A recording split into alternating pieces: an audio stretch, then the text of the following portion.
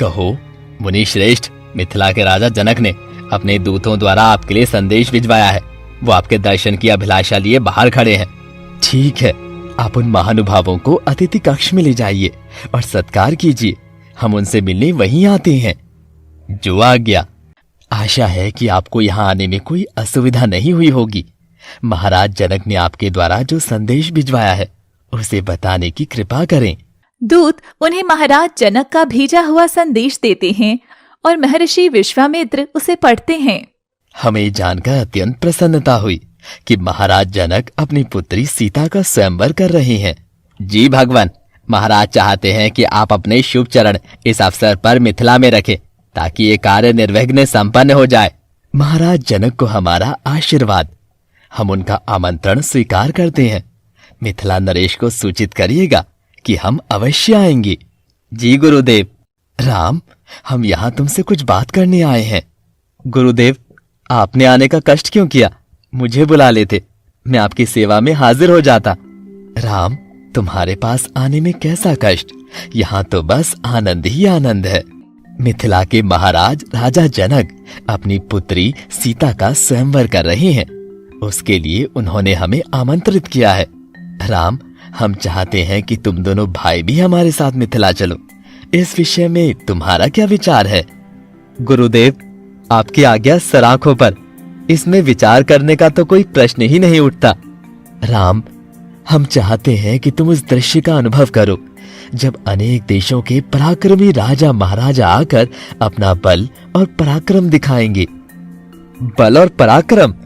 पर गुरुदेव, स्वयंवर का अर्थ तो यही होता है ना कि राजकुमारी स्वेच्छा से अपना वर चुनकर उनके गले में वरमाला डालेगी। हाँ, अर्थ तो यही है, पर महाराज जनक की एक शर्त ने इस स्वयंवर को अद्भुत बना दिया है। शर्त? कैसी शर्त? महाराज जनक के पास एक शिव धनुष है जिसे भगवान शिव ने देवताओं को दिया था। देवताओं ने वो धनुष महाराज जनक के पूर्वजों को उसकी सुरक्षा करने के लिए दे दिया था। तब से वो धनुष मिथिला में ही है। धरती से जन्मी राजकुमारी सीता खुद एक अद्भुत कन्या है।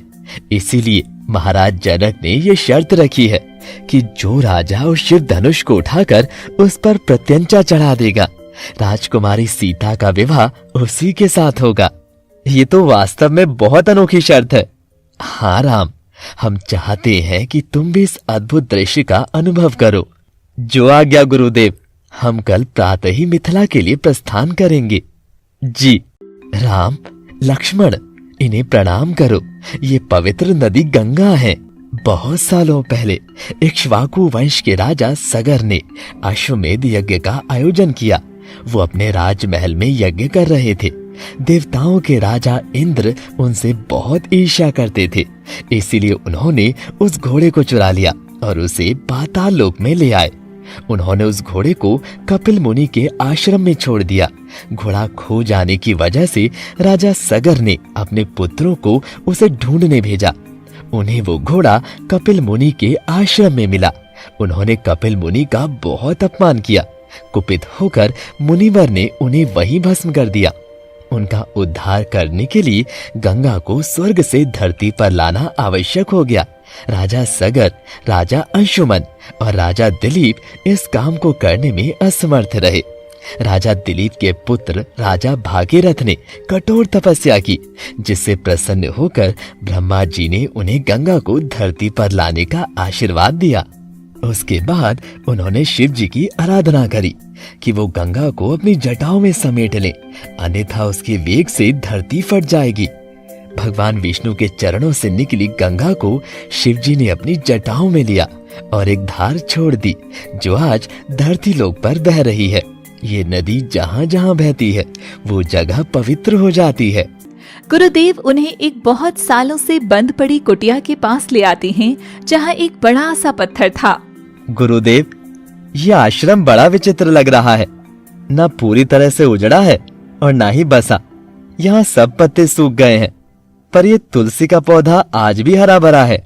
तुमने सही कहा राम, ये सच में एक विचित्र जगह है, क्योंकि यहाँ से एक अभागन स्त्री की कहानी जुड़ी है, जो आज भी बिना किसी गलती के सजा भुगत रही है। गुरुदेव, विस्तार से बताने का कष्ट करें। एक समय ये गौतम मुनि का आश्रम हुआ करता था। उनकी पत्नी अहिल्या अत्यंत सुंदर थी, जिस कारण देवराज इंद्र उन पर मोहित हो गए।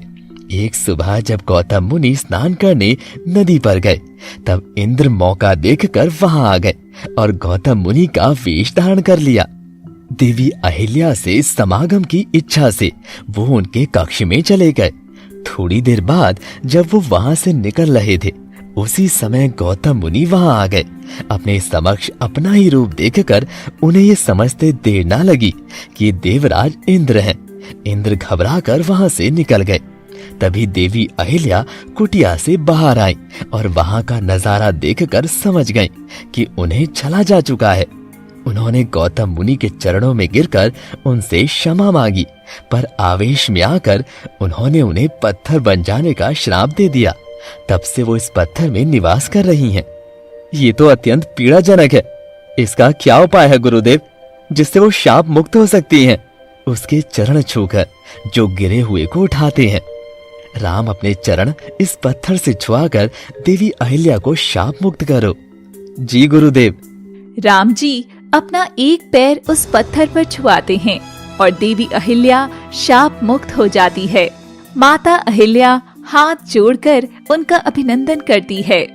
भगवान राम के जीवन में हर एक घटना के पीछे कोई न कोई कारण रहा है, जैसे जंगल में जाकर ऋषि मुनियों की रक्षा करना। अगर वह ऐसा ना करते तो शायद माता अहिल्या का उद्धार न होता।